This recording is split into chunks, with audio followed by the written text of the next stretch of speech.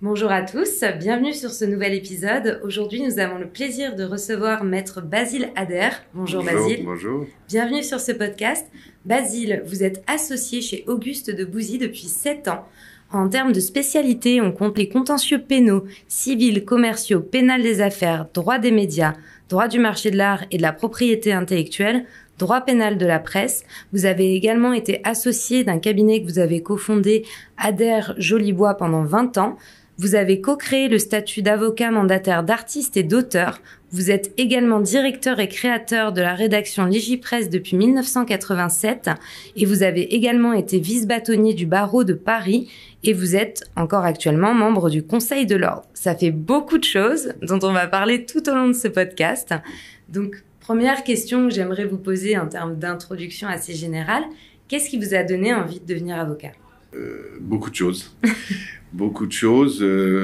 La conjonction aussi, la réussite dans les études et le fait que j'ai renoncé à être comédien, que j'ai hésité à être journaliste à un moment. Et finalement, j'ai choisi la profession d'avocat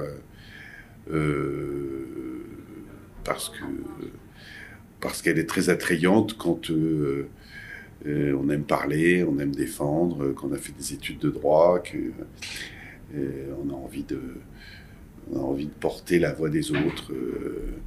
C'est un acteur de la cité qui est depuis toujours un acteur important, et donc à cet égard, c'est très attrayant. Vous dire ce qui, moi, m'a déterminé, c'est vrai que quand j'ai raté la classe libre du cours Simon, je me suis rendu compte que je ne pourrais pas être comédien, mais je dois avouer que les quelques mois que j'ai passés là-bas, apprendre à parler, à respirer, à poser ma voix, m'ont finalement beaucoup aidé ensuite, en tout cas quand je plaide. Et donc, vous avez potentiellement essayé de devenir comédien à un moment donné. Vous avez parlé aussi du journalisme. Est-ce que vous pouvez revenir brièvement sur votre parcours académique jusqu'à la première collaboration ? Alors oui, rapidement, j'ai donc fait mes études de droit à Paris 2 et j'ai couplé ma maîtrise, ça s'appelait une maîtrise encore à l'époque, avec la licence d'infocom à l'Institut français de presse, qui est dans les mêmes locaux. Et c'est à ce moment-là où j'avais des velléités d'aller peut-être vers le journalisme. Et j'ai fait ensuite mon service militaire. Puis quand j'y suis revenu, j'ai fait un DESS de droit de la communication à Paris 1. Et c'est là où j'ai fondé la revue Légipresse, avec un copain qui venait de monter sa maison d'édition. Et que j'ai un peu conjugué les deux choses, c'est-à-dire que j'ai toujours été très attiré par les problématiques de liberté d'expression, du droit à l'information, etc., des images. Je me suis spécialisé de fait en droit des médias, et je me suis fait connaître surtout parce que à l'époque c'est moi qui rédigeais tout seul toute la revue. Aujourd'hui il y a beaucoup d'auteurs, etc., mais c'est moi qui l'animais quasiment tout seul au départ. Oui, c'est intéressant finalement. En fait, votre statut d'avocat vous a permis de conserver ce goût que vous aviez pour la rédaction avec votre spécialité. Puis vous parliez aussi du théâtre, de la comédie, mais je sais que vous avez fondé également la troupe de théâtre, Conférences et compagnie, c'est ça ? Oui, exactement. Avec ma promotion de la conférence du stage en 93, tellement triste, ça dure une année, mais on s'aime comme des frères et sœurs à l'issue de cette année, qu'on était tellement tristes de se quitter qu'on a dit qu'on allait continuer l'aventure, en tout cas pour un grand nombre d'entre nous, en fondant une troupe de théâtre qu'on a appelée justement Conférences et compagnie, puisqu'on souhaitait y jouer avec nos compagnons. Et depuis lors, cette troupe monte un spectacle, au moins un spectacle tous les ans. Alors elle s'est enrichie de beaucoup de membres, etc. Et là, on vient de jouer le procès Manouchian qu'on avait reconstitué. Donc ça me permet d'ailleurs d'être, alors c'est quelques jours, quelques semaines dans l'année, mais d'être comédien à mes heures perdues, finalement, je m'y retrouve. Voilà. Et le journalisme, oui, du coup j'écris, c'est une revue mensuelle, alors essentiellement, pas essentiellement, exclusivement sur le droit de la communication, le droit des médias, des nouveaux médias, et des réseaux sociaux, de l'internet et tout. Mais ce faisant, je suis resté toujours à la page, puisque on commente la réglementation, les nouvelles lois, la réglementation européenne, les jurisprudences et tout. Donc, de fait, j'étais toujours c'est une espèce de formation permanente, ce qui fait que j'étais toujours dans le coup et que je me suis fait connaître d'un certain nombre d'éditeurs, de sociétés de communication, et que je suis devenu leur conseil. Et si on reprend donc vos débuts en tant qu'avocat, vous avez fondé votre cabinet, votre propre cabinet. Comment s'est passée la transition de collaborateur en fait, c'est pas si simple. Là, oui, effectivement. Donc, j'ai passé l'entrée à la profession d'avocat en 87. Là, j'ai rejoint.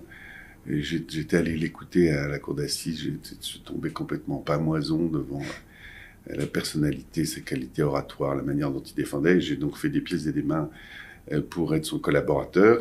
J'ai rejoint Henri Leclerc. J'ai été le collaborateur pendant 3 ans. Il était l'avocat de Libération, donc j'ai fait valoir que je pouvais l'aider puisque je connaissais déjà un peu et il était très intéressé. Mais enfin, j'ai fait surtout du gros pénal. À l'époque, il était dans la cour d'assises toutes les semaines.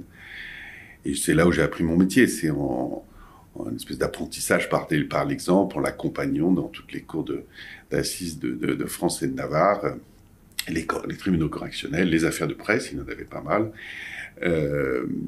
Et ensuite, j'ai rejoint le cabinet qui était celui qu'avait fondé mon père, qui s'appelait Adair Jolibois, comme collaborateur dans un premier temps, puis comme associé, mais en fait, on ne s'est pas entendu.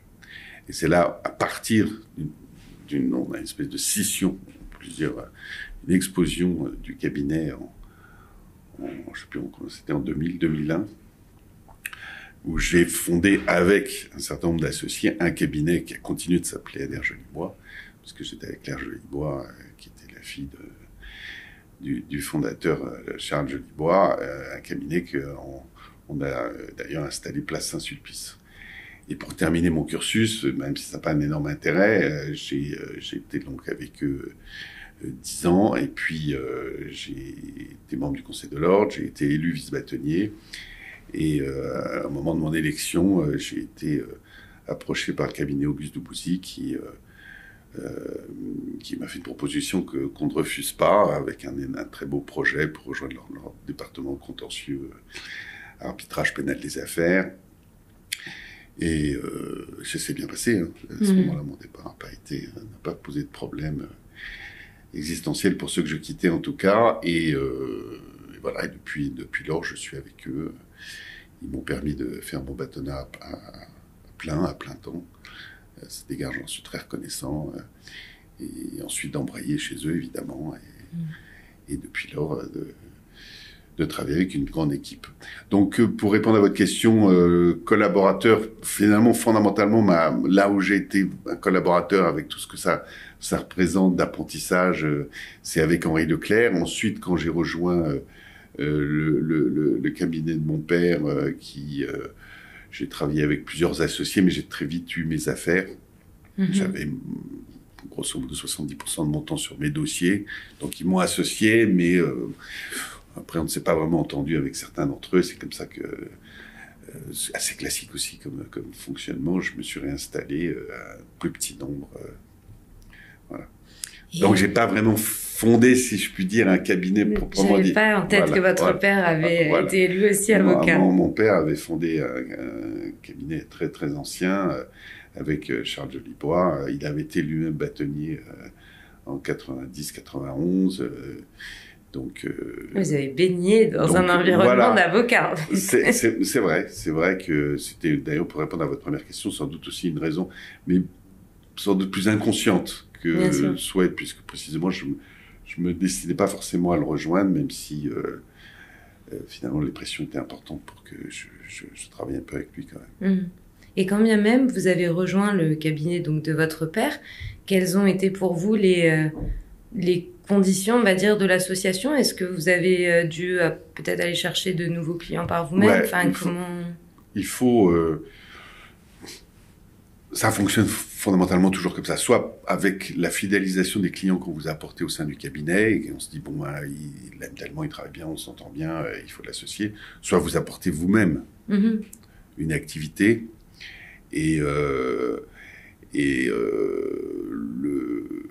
c'est plus ce qui s'est passé, si vous voulez. J'étais en en mesure de m'installer tout seul. Mmh. Voilà. Et donc on m'a dit non, il vaut mieux rester, on va pas... Mon père était quasiment à la retraite à ce moment-là, mais il y avait quand même une espèce de transmission qui se faisait, en tout cas sur le nom et tout.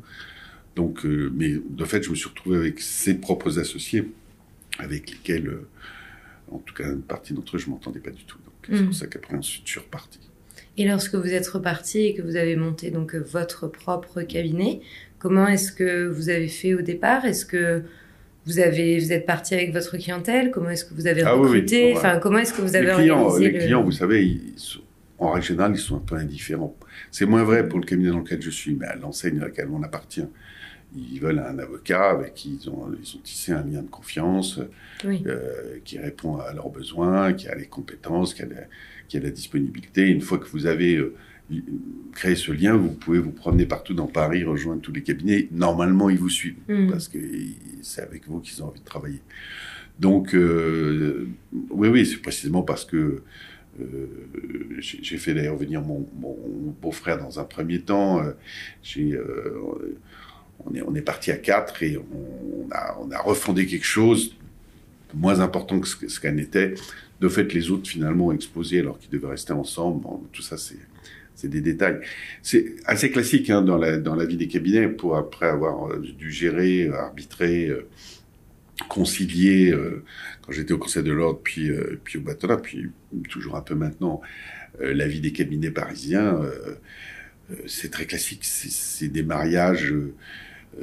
c'est des mariages de fête qui fait qu'il faut quand même bien s'entendre, bien s'aimer, se faire confiance. Et dès que les éléments sont plus en place, surtout s'il y en a qui gagnent plus d'argent que d'autres, très vite les problèmes se présentent et les séparations sont assez fréquentes. Et vous avez commencé à 4 et à combien est-ce que vous avez fini? Est-ce que vous avez une croissance exponentielle pour votre cabinet? Oui, on a été rejoint par certains. Vous dire, on a dû doubler, on a dû doubler les effectifs. Je n'ai pas ça tout à fait en tête, avec vraiment des belles activités de niche. Mais j'étais avec Jocelyne Claire qui faisait tout le droit social, mais le droit social des entreprises de presse, qui a aussi un droit social particulier. Donc on était très complémentaires. Il y avait Claire Jolibois et Michel Lacorne qui faisaient plus le droit des affaires, et puis ils nous ont rejoints. D'abord, on a associé en interne, et puis nous ont rejoint trois personnes, puis 2. Donc, voilà, très classique. Mais quand vous dites niche, c'est de par votre spécialité, les clients que vous aviez? Ouais, c'était exactement. Et donc, ce recrutement-là que vous avez fait, le fait que vous commenciez à 4 et puis vous doubliez les effectifs, etc., comment est-ce que vous l'avez perçu d'un point de vue associé, entrepreneur? Comment est-ce que vous avez géré, finalement, votre cabinet? Est-ce qu'il y a eu des difficultés? Est-ce qu'il y a eu des choses qui vous ont paru finalement assez simples? Parce que ce sont des choses qu'on n'apprend pas, en fait, forcément, de monter son cabinet, de savoir... Ouais, je vais vous avouer que j'étais très content que mes associés s'occupent un peu de l'intendance. Il n'y a rien de péjoratif sur ça. Moi, j'ai toujours été plus tourné vers les rencontres extérieures, que ce soit avec l'université, avec l'édition, avec les rédactions d'articles, avec que ce soit dans des colloques. J'ai été expert auprès du Conseil de l'Europe pendant plusieurs années en matière de liberté d'expression, donc j'ai eu beaucoup de missions.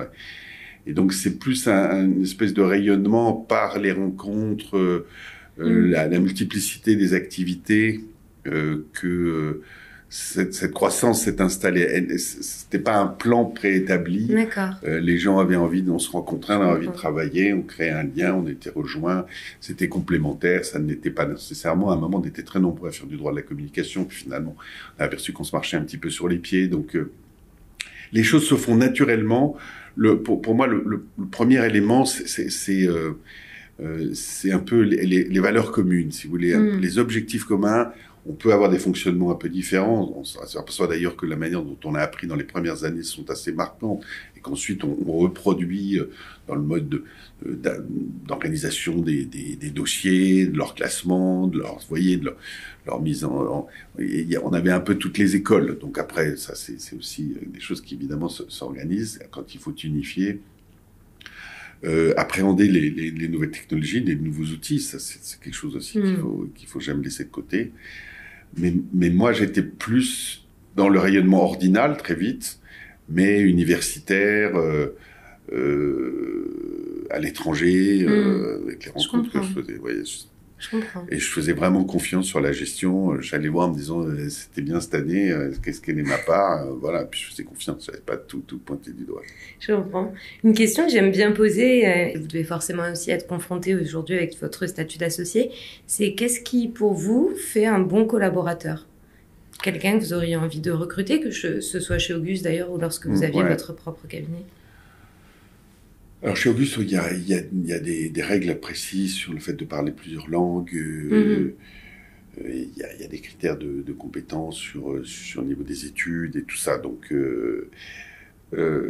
pour ce qui me concerne, moi j'aime bien ceux qui ont un peu des marottes extérieures, des passions, qui plutôt dans le style intellectuel. Mais si par exemple un très bon sportif, je vais être intéressé. Moi, j'avais un collaborateur qui était négatif au tennis, donc je trouvais ça bien. Je me suis dit, tiens, c'est un gars qui a du mordant et tout. Bon, très vite, il s'est installé. Mais et donc là, évidemment, là, je suis souvent approché puisque la troupe que j'anime pas mal de rayonnement ces dernières années avec des spectacles qui ont eu beaucoup de succès, qu'on a remonté, on a même joué à Avignon. Du coup, je suis plutôt sollicité par des avocats qui voudraient être comédiens à leurs heures perdues comme moi. Donc, mais j'aime bien, si vous voulez, quelqu'un qui est tourné vers un peu autre chose que simplement l'analyse. On n'est pas que des ouvriers du droit. Non, oui, clairement. Voilà. Il faut, surtout que moi je fais beaucoup de contentieux, donc si on veut plaider, je trouve qu'il faut avoir une espèce d'aération avec un peu des passions. Il y a aussi un gars qui était très grand skieur, qui faisait des randonnées, je le trouvais passionnant, il avait fait tous les grands monts. Donc voilà, ça suffit évidemment pas. Mais j'aime bien ce profil de passionné. Bah comme vous, au final, le vôtre. Ouais, je sais pas. Oui, c'est vrai. Quand on regarde votre profil, on peut que se dire que vous êtes passionné. On se recherche. C'est ça, qui ont un peu d'autres activités. Je comprends. Et par rapport justement à ce choix, au moment que vous avez fait de vous présenter et d'avoir été élu en tant que vice-bâtonnier au barreau de Paris, qu'est-ce qui avait motivé ce choix-là? Parce que tout le monde n'a pas envie de se présenter. Oui, surtout que je vous disais que mon père l'avait été, donc je m'étais bien promis de ne pas le faire. Finalement, qu'il y a un destin. C'est poussé par lui-même d'ailleurs. Il m'avait dit, il faut que tu ailles au Conseil de l'Ordre, tu ne peux pas... Moi, je préférais les colloques de droit des médias. Si vous voulez, ce rayonnement-là m'intéressait plus.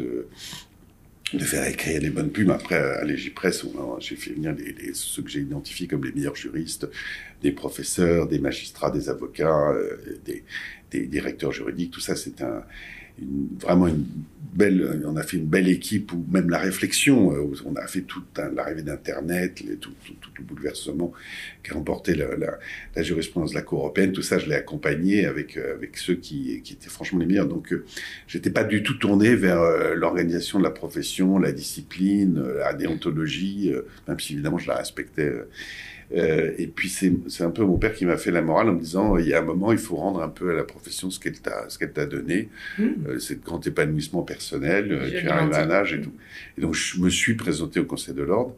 J'ai été élu avec Pierre Servan-Schreiber, la même promotion. J'ai vu que vous l'aviez reçu il y a pas longtemps, qui est devenu un ami à cette occasion, parce qu'après on passe 3 ans ensemble avec Emmanuel Hoffmann, qui est la sœur de notre actuel bâtonnier, qui est aujourd'hui député. Je ne vais pas vous citer, on est 14 à être élus chaque année. Et en fait, j'ai trouvé que c'était aussi une très belle aération que de s'occuper des confrères, de régler leurs problèmes, de représenter le barreau à l'extérieur, de porter la voix de la défense. Le barreau de Paris a une place très importante dans la défense des libertés, des droits de la défense des avocats un peu partout dans le monde, de la liberté d'expression. Tout d'un coup, ça a concordé avec ce que j'avais sur d'autres domaines. Et donc, sur ce domaine de liberté d'expression, c'était finalement les mêmes problématiques, les mêmes combats, les mêmes principes d'indépendance, de chien de garde de la démocratie, quoi. Tout ça, j'ai retrouvé mes petits. Et c'est en fait une fois qu'on sait qu'on voit faire... Alors moi, j'ai eu 2 bâtonniers, Castelin puis Ferrand-Schul. Je me suis dit, finalement, je m'y verrais bien aussi. C'est à ce moment-là où l'envie arrive. Vous savez, les hommes politiques, quand ils s'asseyent pour la première fois à la table du Conseil des ministres, ils sont tout discrets, tout timides. Et puis, au bout de 50 fois, ils se disent, tiens, je me verrais bien à la place du Premier ministre, voire du Président. Et tout d'un coup, les ambitions commencent à naître. Et puis, c'est à ce moment-là que sont arrivés les binômes, que Marie-Aimée Perron est venue me chercher, qu'elle m'a dit que, comme vice-bâtonnier, ça serait parfait parce qu'on se compléterait, que je serais pas obligé d'abandonner totalement mon cabinet, qui était un peu mon angoisse, parce que j'avais associé Amélie Tripet et puis une collaboratrice, mais je me suis dit, si je pars pendant 3 ans, qu'est-ce que je vais retrouver derrière, hein, parce que c'est quand même une compétition très âpre pour avoir les clients, etc., et les garder, etc., et d'être disponible. Et je me suis lancé. On s'est lancé d'ailleurs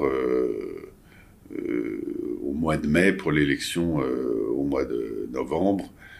Donc on a fait une campagne assez courte et on est passé devant Cousy et Roret, toute petite truc. Et après j'ai eu 2 années exceptionnelles, puisqu'en plus j'étais président de l'EIAD, l'Organisation internationale des avocats en danger. J'ai fait adhérer beaucoup, je me suis beaucoup mobilisé pour les avocats turcs, égyptiens, haïtiens, en Afrique, biélorusses.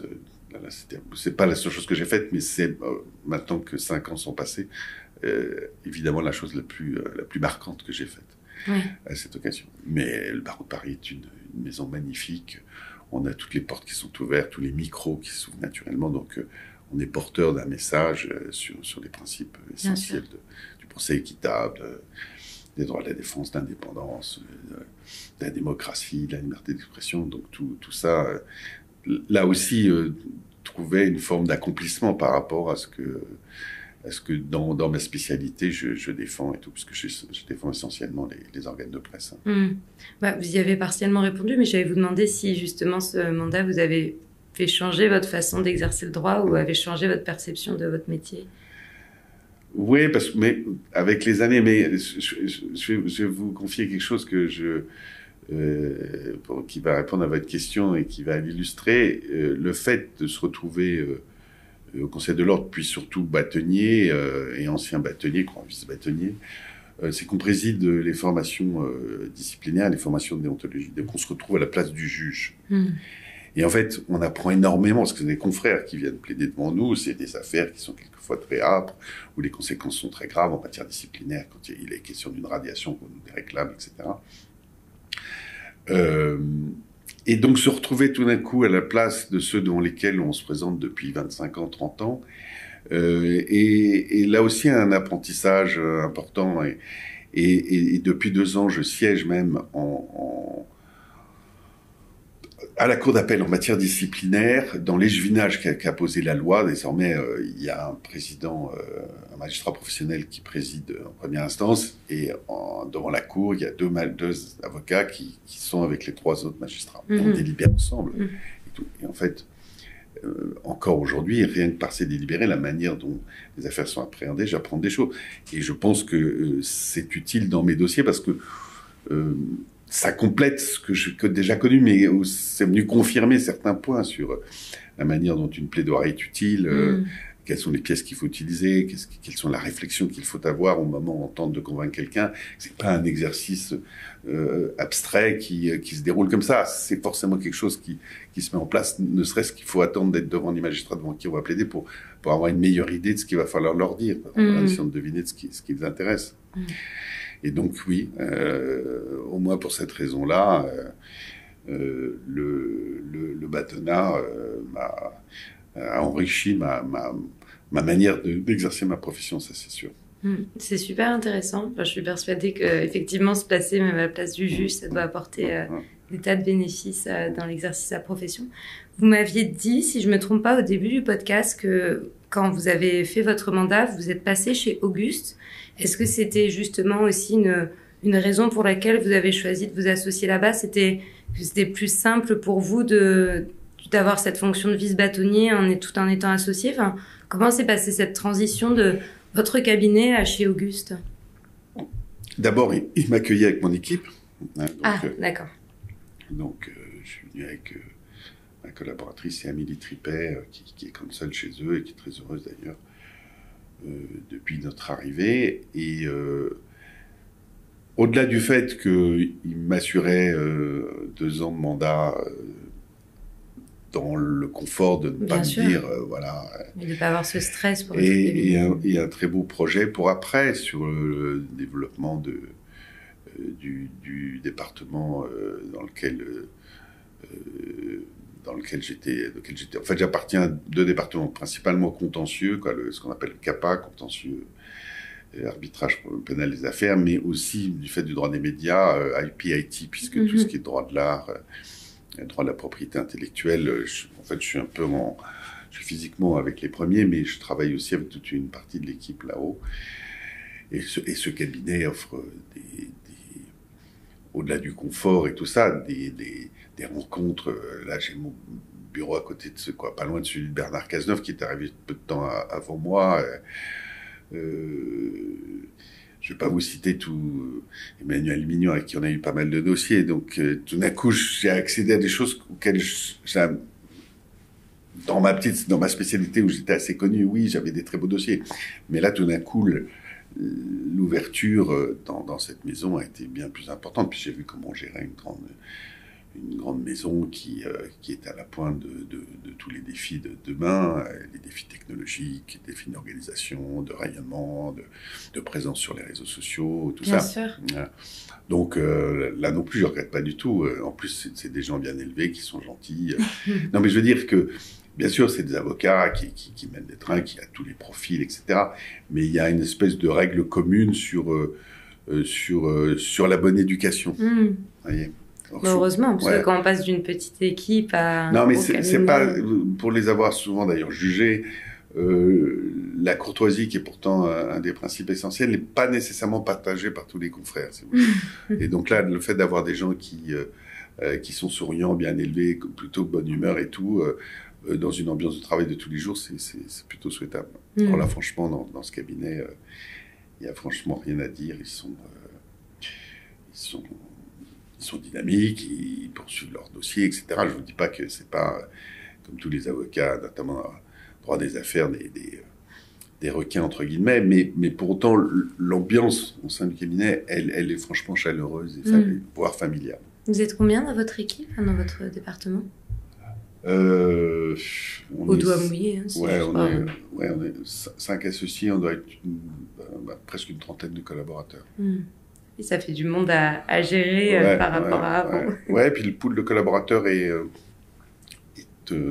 accessible à tout le monde. Donc, selon les types de dossiers, on les confie à l'un plutôt que... Je veux dire, tout ça bouge, se gère de façon à ce que tout le monde soit occupé, mais que les compétences de chacun soient bien utilisées et qu'eux-mêmes soient contents. Et puissent progresser. Donc, tout ça est géré encore par d'autres. Moi, j'y participe bien sûr, mais je suis plutôt spectateur de choses qui sont mises en place depuis longtemps. Donc, je comprends. Il y a aussi cette co-création de statut d'avocat mandataire, d'artiste et d'auteur dont on n'a pas parlé. D'où ça vient Ah oui, alors ça, justement, c'est au moment où la loi a posé, c'était à l'époque du projet de loi du statut de mandataire de sportif. C'est une grande réclamation des avocats qui disaient qu'il n'y a aucune raison qu'on ne fasse pas ce que dans tout le monde anglo-saxon est réservé aux juristes, aux avocats. Et que surtout la digue sur l'interdiction de la rémunération proportionnelle, puisque c'est considéré comme un acte de commerce par nature contraire à l'activité de l'avocat, à l'honoraire de l'avocat, mais cette digue-là a sauté avec les avocats mandataires en matière immobilière, c'est-à-dire qu'on a permis que je me suis dit, il n'y a aucune raison qu'on ne le fasse pas pour les avocats qui pourraient faire le même métier que les agents d'artistes et d'auteurs. Et donc j'ai proposé, alors que j'étais encore au Conseil de l'Ordre, où je venais d'en sortir, c'était Ferraccio, oui, non, mais je l'ai présenté sous Pierre-Olivier Sûr, donc c'était juste après, de faire un rapport au Conseil de l'Ordre pour pouvoir adopter, en parallèle, si vous voulez. Et donc, et puis je donnais pas mal de publicité. J'ai créé l'association des avocats mandataires d'artistes et d'auteurs. On a fait en sorte qu'ils s'inscrivent. À l'époque, on devait s'inscrire au ministère de la Culture. Finalement, ça a sauté parce que le lobbying des vrais, quoi, je vais pas vous dire, mais ça a été assez frontal à un moment. Des agents traditionnels ne nous ont pas vu arriver d'un bon œil.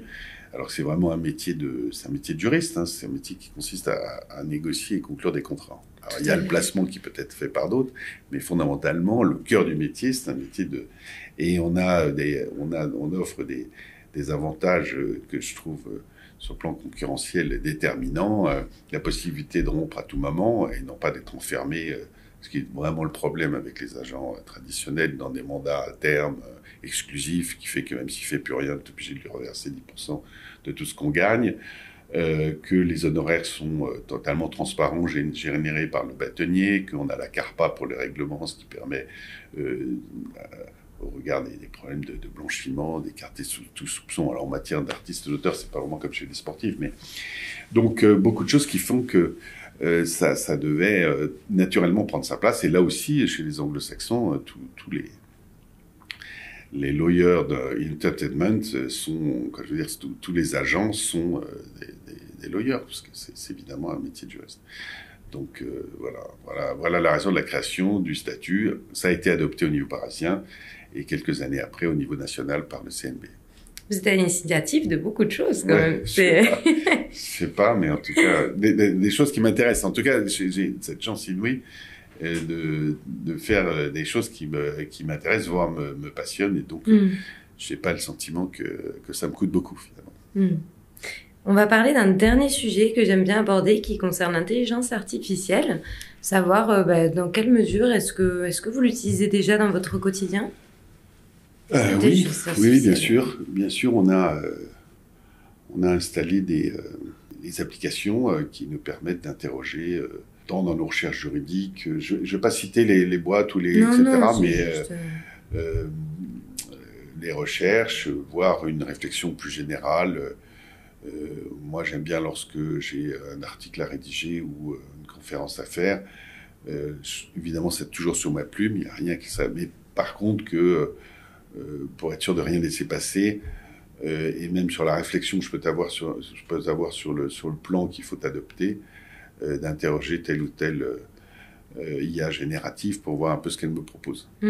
Et de continuer de lui poser des questions en disant « mais si je approfondis, etc. » Et à chaque fois, j'y ai trouvé des choses intéressantes. Et est-ce que vous pensez que c'est quelque chose qui peut servir justement à des fins, par exemple, de recrutement, qui peut peser dans la balance pour un collaborateur? Je suis sûr que ça va bouleverser. Je ne suis pas le plus grand spécialiste de la question, hein, mais je suis sûr que ça va bouleverser, bien sûr, le fonctionnement. Mais pour moi, ça restera toujours un outil qui va nous faire gagner du temps, mais un outil à partager avec nos clients, d'ailleurs. Il y a un gros écueil de mon point de vue, c'est le secret professionnel. C'est-à-dire que si on met sur des serveurs, des plateformes, des questions qui touchent à des questions souvent cruciales, stratégiques pour nos clients, et que ça puisse être espionné par les concurrents, ça sera très problématique. Voire espionné par les autorités policières ou judiciaires, intercepté, etc. Donc là, j'espère qu'on aura des sauvegardes. Ce qui existe déjà dans la transmission des mails, etc. Donc, il y a des espaces sécurisés jusqu'à un certain point. Et puis surtout, il faut identifier lorsque tout d'un coup, il y a un vrai problème et faire en sorte que ça soit jamais partagé. Donc ça, c'est des réflexes qu'il faudra avoir. Mais au-delà de cet écueil, bien entendu que ça va nourrir... Je réfléchissais, s'agissant de la plaidoirie. Il y a certains clients qui aiment bien, quand ils sont à l'étranger, notamment les Américains, nous entendre plaider pour voir comment on va faire. On fait un mock trial qui est un exercice très pénible, puisqu'il faut faire semblant d'être devant le tribunal et plaider comme si on était... Alors que l'énergie, ce que je vous disais sur le fait qu'il faut découvrir l'ambiance, l'humeur du juge, essayer de deviner un peu ce qu'il a en tête, s'il a bien préparé le dossier, s'il y a des choses qu'il n'a pas compris, s'il a déjà ses idées claires et tout. Voilà.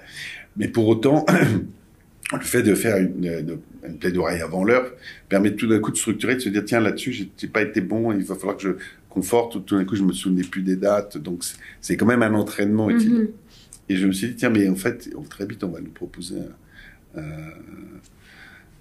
un gars qui va venir parler avec nous, qui va nous dire ah là, oh là tu viens de répéter, là ça paraît contradictoire, es-tu sûr de bien dire la chose comme il le faut, est-ce pas trop long sur cette partie qui n'est pas très compréhensible?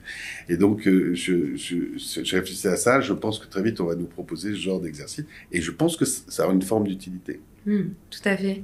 Non, mais c'est certain qu'il y a, de toute façon, ça va avoir des répercussions. Donc sur le plan et tout, et puis le jour où les magistrats, alors ils sont toujours à la traîne parce qu'ils ont malheureusement des moyens qui sont indignes d'ailleurs pour leur équipement informatique, numérique, etc.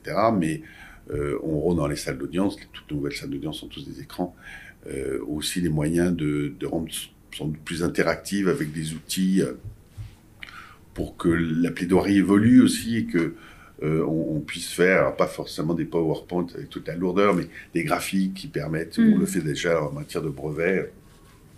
Et donc tout ça va, si c'est bien pris, maîtrisé, et que surtout ça ne remplace pas la réflexion et la connaissance et la compétence, parce que si vous en mettez à une machine pour vous dire une chose que vous ne savez pas, à mon avis c'est fausse route. Par contre, s'en servir pour être sûr que c'est bien fait dans le bon sens, que ça a une forme de logique et tout, vu la progression incroyable en 2 ans, depuis qu'on a fait les premières interrogations de ChatGPT, sur le retour qu'on a, on se dit, mais si ça va à cette vitesse, à un moment, ils vont réfléchir beaucoup plus vite que nous. Donc, voilà, je pense que l'enjeu, c'est ça. Mais la justice restera humaine, les avocats, en tout cas en matière judiciaire, seront toujours indispensables. Donc, il faut maîtriser l'outil, montrer qu'à partir du moment où on les maîtrise bien, on va rendre un service encore plus important, plus rapide et qui a encore plus de valeur pour le client. Et donc, je reste assez optimiste, si c'est ça votre question. C'était ma question, effectivement. Voilà, même si moi, je suis pas sûr de finir à la barre, comme certains anciens bâtonniers considéraient qu'il fallait nécessairement mourir avec sa robe, que j'aimerais pour mes vieux jours sans doute passer à autre chose, et que je ne verrai sans doute pas l'arrivée de tout ça, comme je vous le dis. Mais bon, même sur les 5 ans qui arrivent, je pense qu'il va y avoir d'énormes bouleversements. C'est vrai. Mais j'ai vu arriver Internet, vraiment, alors là c'était sur le droit de la presse, la responsabilité des hébergeurs, des trucs, comment est-ce qu'on faisait, est-ce qu'on se calait sur des règles préexistantes. Et moi, mon credo a été de penser qu'il ne faut pas réinventer l'eau tiède toutes les 5 minutes, réfléchir avec ce qui fonctionne, voir ce qui est adapté. La fameuse loi de 1880, qui est un de mes grands dadas, je termine juste par ça, mais parce que ça rejoint fondamentalement ce que je crois, qui était une loi qui avait été posée au 19e siècle pour la presse écrite et les affiches et les livres, c'est tout ce qui existait, a naturellement, c'est naturellement trouvé applicable pour tous les autres moyens de communication publique. Le cinéma, la télévision. Au moment d'Internet, précisément, c'est ce que j'ai vu. On change tout, on bouleverse tout. Non, pas du tout. On va adapter les règles et on va faire en sorte que ceux qui sont les intermédiaires techniques, de la même manière que le colporteur ou l'imprimeur peut voir sa responsabilité engagée envers de la loi, s'il n'y a pas de responsable, pour qu'on ait forcément responsable. Et finalement, les choses se sont faites naturellement, elles sont même faites à un niveau européen. Et donc, je pense que l'IA, bien sûr qu'il faut la réglementer, qu'il faut faire en sorte que, et ça c'est la grosse problématique à venir de l'information, c'est les fake news et les deepfakes, parce que discerner ce qui est vrai, ce qui est faux. Pour les arnaques. Voilà. Non, puis même dans l'information aussi. Oui, bien sûr. Si on propulse des images qui ont l'air totalement vraies et qui sont totalement fausses et fabriquées précisément pour manipuler l'information, là, il va falloir trouver les bons outils d'identification. Mais précisément, l'IA devrait nous permettre de marquer, détecter, de savoir d'où ça vient, etc. Et qu'on ait nous-mêmes des outils de filtre qui nous permettent de détecter ce qui est bon.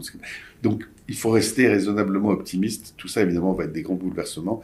Mais les règles fondamentales, le fonctionnement fondamental de nos États démocratiques, avec un avocat très central et très utile, vont rester les mêmes. Ça, j'en suis persuadé. Mais écoutez, Basile, c'était un très bon mot de la fin. Je vous remercie beaucoup d'être venu sur ce podcast, d'avoir partagé avec nous votre parcours merci et puis à vous de m'accueillir. toutes vos interprétations, vos idées sur tous les sujets qu'on a pu aborder. Je vous dis à très bientôt. Eh ben, merci beaucoup pour votre accueil. Avec plaisir. Au revoir. Au revoir.